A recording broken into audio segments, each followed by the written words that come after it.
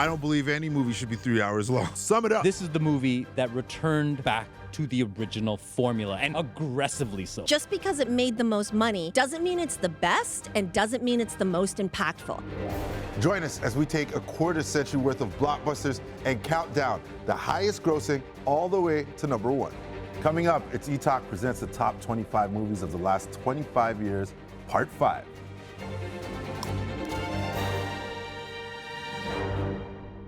Number 5 on the list is Avengers Infinity War, with over $2.052 billion at the box office. Released in 2018, this Avengers film introduced audiences to the intergalactic warlord Thanos and his goal of collecting all 6 Infinity Stones to wipe out half of life in the universe. Lots of Avengers movies on this list. 4, I think, in total. Why did this one make so much money? I just said 2-point-something billion. First off, I mean, this is obviously the all hands on deck Avengers movies. Fair. It's like 3 Avengers movies in one. You know, like there's action happening in 3 different corners of the galaxy. But secondly, I mean, I think the bigger thing is you have an entire generation that was raised on these movies. There are kids that grew up with this as if Iron Man is the Godfather. Okay, right. Like that is where it ranks. So, I mean, I think that build up to this moment, it was inevitable. It all feels to like come to a head here in this film. Is it the writing? Is it like, what makes this movie so good then? For me, I don't even think it's that good. You know what I mean? Oh, Like wow. I was Talk like, to me. I thought when you talk about But he doesn't length, like anything. Yeah, exactly. I mean, this movie, when you Are you talk about allowed to length, like anything as a critic? Rarely, very Okay. rarely. Your favorite character is Thor, he's in it. If your favorite's the Guardians of the Galaxy, they're in it. And the new Spider-Man, Tom Holland, like it's all hands on deck. So that's gonna draw a lot of people. Half of Hollywood is in this movie. Yeah, so true. From my perspective, I love celebrities. I love entertainment. Yeah. If you're giving me half of Hollywood in one movie, fine, make it 3 hours. We were in these scenes where we're looking at everyone who's on here like, oh, the Guardians or Black Panther. It's like, wow, this is a lot to pull off. Just to pull up and see the number of trailers was impressive. Yeah. This was also like probably the first Avengers movies where you actually felt a sense of stakes. You know, like where like, you know, the opening, he breaks Loki's neck just like that. Like such a, like, you know, uncelebrated, like we're just going to start casting off these fan favorite characters, right? Like Black Widow gets killed off midway through the movie and she was one of the most empathetic, charismatic characters in this universe. And then you get, of course, to that finale. So I didn't love the movie, but I loved the finale. What this movie did was gave us so much pop culture. Thanos snaps his fingers and half of everybody disappears. That became like a cultural thing that we talk about, right? We refer to a snap when we want to disappear somebody. Then Thanos himself became a sex symbol. It went viral. Is Thanos thick with 2 C's? THICC? Okay. And everybody was like, I would you with? And so like they created a monster slash. Algorithm's a little different. He was a character that they built up to for over a decade, and you know he delivered. Josh Brolin delivered in that role. Like we did not expect him to have that kind of gravity, that kind of menace that he brought to the role, but also some empathy. Like, you know, in a way, And he muscles. almost convinced me that I want to wipe out half the universe. There's very few actors that can sort of embody both that sort of physical threat and intensity, while at the same time an inner life and inner depth to emotion. And Josh did it brilliantly with this character.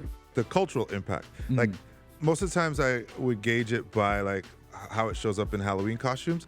This time I'm going to reference how many rappers included the Infinity Stones and Thanos and the collection and that concept. I think in that sense, the cultural impact was more fun for me than the movie. I love this. You will never make me hate Infinity War.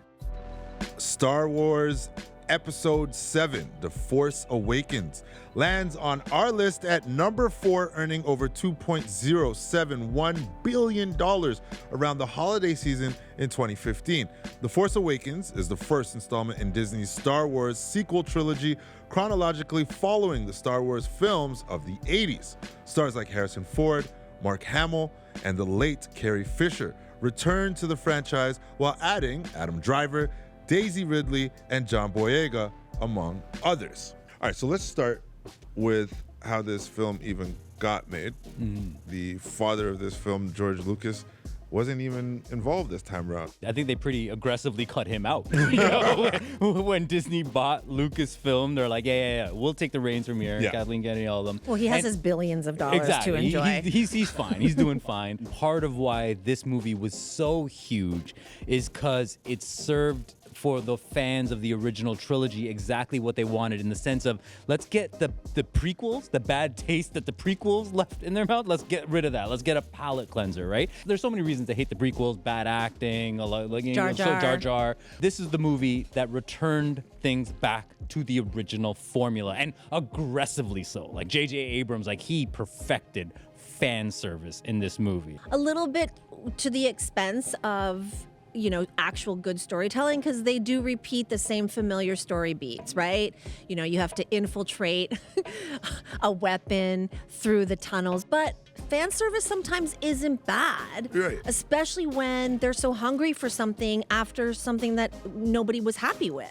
Seeing JJ and Harrison work together, because obviously JJ's a huge fanboy, so he's like, oh my God, Han Solo. So he's like excited himself. 2 films prior really kind of didn't hit the mark, Yeah. right? So how the heck did they get this many people to come out and watch the film? You bring the OGs back. Yeah. Right, Harrison Ford, Carrie Fisher, Mark Hamill, and then of course, spoiler alert, in the story, they offed Han Solo, Yeah. killed by his own son. So you take it to soap operatic levels. Oh yeah, I mean, we're in. On the other hand, you're introducing a new era of stars with like Oscar Isaac and Adam Driver, and let's not forget Rey. Like, you know, you're introducing a Daisy female Ridley, yeah. Jedi who's all about like, take me by the hand. Like, Right. don't treat me like you treated Princess Leia in Return of the Jedi. It is more than a movie.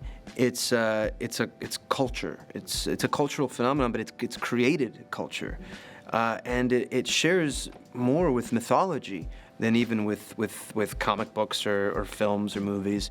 How do you do it without repeating it? Because then Yeah. that gets boring. How do you, if you go too far, then there's criticism there. Going too far is the criticism that was lodged at The Last Jedi, because they changed things up so much that the fans were angry, and that's exactly what J.J. Abrams avoids in this one. Like you said, made by a fan, made by Yeah. someone who adores this era of cinema, who knows exactly how to, again, pay homage to it and then jazz it up a bit. Yeah. I love Last Jedi. I mean, I really love that movie, and I was quite upset that there was so much backlash against it. But I think that in order to set up Last Jedi, The Force Awakens was necessary to like lead us into there. I have problems with it, some problems with it, but that is not one of them. My biggest problem with like the new Star Wars, The Force Awakens, and so on is BB-8. He is such an attention hog. He wants to take over the whole movie. So much of the narrative is around him, and they forget about the OG R2-D2. How dare you? I love that How dare you? You just made me like this movie more because it's like R2-D2 is in this movie, and when we talk about a generational story where BB-8 is the attention hog, as if BB-8 was raised on social media. That's so funny. He is. Swimming into number 3 spot is Avatar: The Way of Water, grossing over $2.32 billion over the 2022 holiday season. Arriving 13 years after James Cameron's groundbreaking Avatar film, this sequel follows Jake and his Na'vi family under a renewed human threat, seeking refuge with an aquatic clan. I didn't actually watch the first Avatar until just before going to watch this. Well, look, I actually like this better than the original. Of course, we know this is what James Cameron does well. Right. He makes the sequel that improves on the original. You think of Aliens, you think of Terminator 2. Yeah. Once again, that rule applies to Avatar: Way of the Water. Why I probably was connecting with this one more is because he did the setup in the first Avatar movie, and this time he can indulge in the details of his universe. You also deserve to be taken, for a ride and transported somewhere where you're compelled to feel, you're compelled to think, and you're compelled to connect with others. Yeah. I don't believe any movie should be 3 hours long. I just don't. I don't care what you're talking about. Sum it up, right? This one didn't feel long. You think about the middle stretch of this movie where it's just them swimming in the nature and discovering the fauna and the iridescent didn't love glows it? of the trees. No, you didn't. That's the stuff. That was the part I actually really, like, for me, I zoned out, zoned in. I was swimming with it. I was bored. I could go to the aquarium. I don't need to pay for a movie ticket. You're saying that he indulged? That's a great word, Rad. Yeah. Because it felt so self-indulgent. Like, let me show off all this technology, which I can't. Wow. Please continue. I didn't expect that. Look, I mean, I'm going to take her point about indulging, and this is, of course, something James Cameron does. He's obsessive in his world building. He's obsessive in long-winded detailing. in his production. Yeah. He gets those details so right so that you're immersed in this world. My problem with modern-day action movies, with every other filmmaker that tries their hand at the big spectacle and the explosions, I don't know where one thing's coming, where one thing's going, you know? Like, people are just like, there's just scattered like, why shots. did that happen? What does that mean? Exactly. Yeah. Whereas with James Cameron, he gives you the foundation where you know all the action is anchored to this universe. You become an immediate member of this family. Right. And what happens to them happens to you. It's like a portal. It's really not like a movie. It's like an experience. Watching that, I was like happy for him. I was like, oh damn, okay. I felt like I got to watch a man's dream come true. That's what I watched.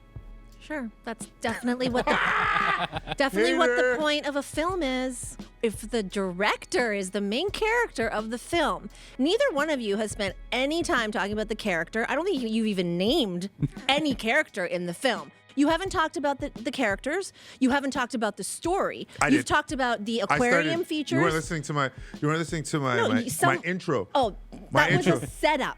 That was a summary. It's a story that's evergreen topical because it's a story about colonialism and resistance to colonialism. I mean, and the part I'm uncomfortable with is that it is a bit Dances with Wolves.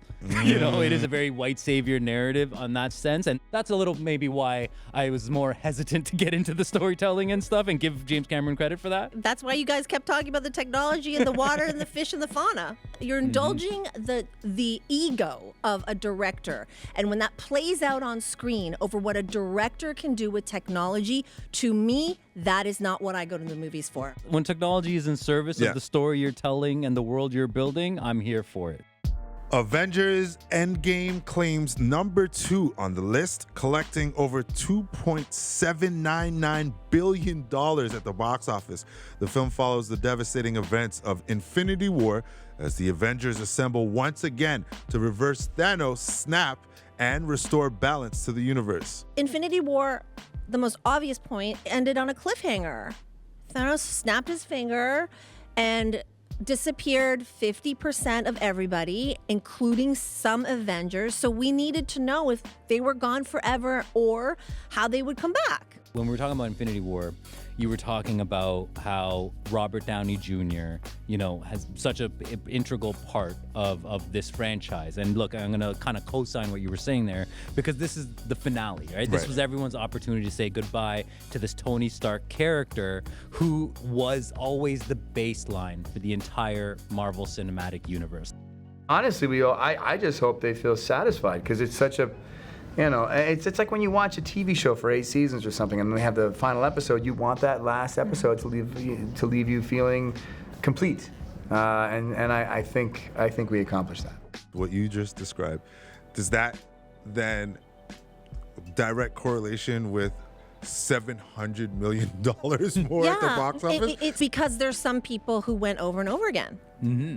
So you had, first of all, the cliffhanger. Everybody wants to see how it concludes. Right. Then the movie is so fun. It's great. I mean, I don't know what Rad's going to say, but I will say I loved it so much. So much that, like, I watched it probably 4 times in theater. So they got my money 4 times.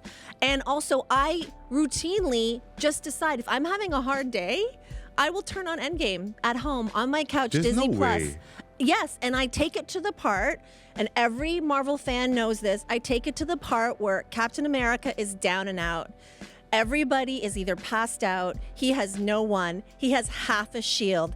Thanos is coming for him, but what does he do? He grips his shield tighter, he secures it around his arm, he limps up, he grits his jaw, and he keeps going because you can't take down Cap. I was in the theater and I swear grown men like jumped up off their seats and were like, yeah! Like it was a football game, a basketball game. That's how much we feel this. I'm like not that nerdy most of the time, but this made me a mega nerd. I'm not so sure anymore, but do you mind if Rad says something now? Fine. Okay. What I really marvel at in this movie, the engineering of the whole franchise to get us to this point, dropping little puzzle pieces like we're gonna get to Endgame, and the whole movie's a nostalgia trip back to all the movies that got us here. It's like it perfected the infinite loop of like, let me just subscribe to being, you know.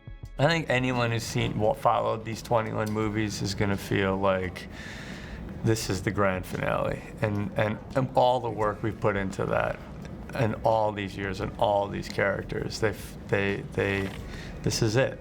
In your opinion, is Marvel chasing the high of Endgame? Well, absolutely. Part of what made Endgame so triumphant is it was an end.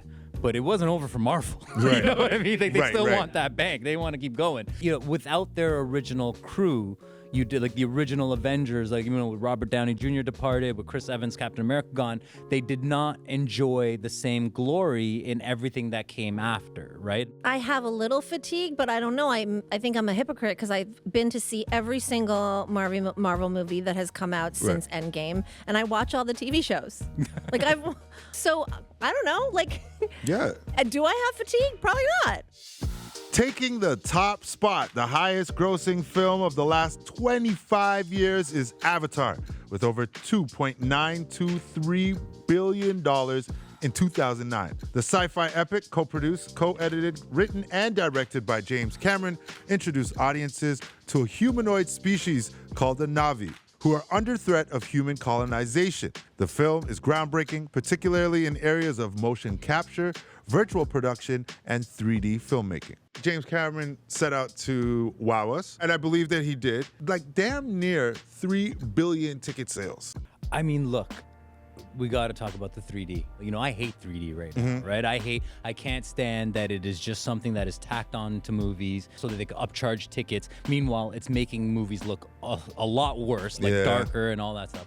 But the 3D, when it came to Avatar, like this was the game changer. This was as impactful as when, you know, The Wizard of Oz introduces Technicolor, as when, you know, Oklahoma brings in Todd A.O. to like CinemaScope, like these game-changing shifts in cinema-going technology that brought people back to theaters because it was good 3D. When you're sitting in a dark theater and it's a 3D film, it's not a big screen anymore. It's not a giant screen. It's a window into a reality. It can be a very intimate reality. But I think it's really ironic that this is a filmmaker, James Cameron, who made a film that for a long time held the title of biggest box office hit, which is Titanic. And he kind of like, you know, succeeded himself. Awesome. The thing about Titanic is people went to see that movie over and over again.